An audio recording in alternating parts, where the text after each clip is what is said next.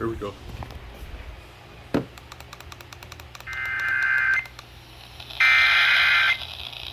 Severe thunderstorm warning for the following county: San Bernardino, California. The National Weather Service in Las Vegas has issued a severe thunderstorm warning for north central San Bernardino County, California, until 2:50 p.m. PDT.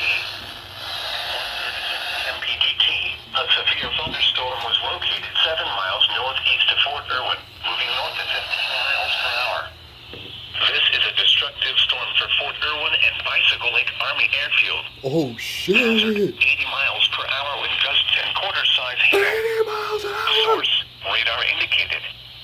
Impact: flying debris will be dangerous to those caught without shelter. Mobile homes will be heavily damaged. Locations impacted include Fort Irwin And vehicles. Extensive tree damage and power outages are likely. Locations impacted include Fort Irwin. Repeating, a severe thunderstorm warning has been issued until 2:15 p.m. PBT for the following county: San Bernardino, California. Time observations for Inland Empire area. At the Riverside Airport, it was mostly sunny. Temperature was 99 degrees, wind 54, and relative humidity 28%. Wind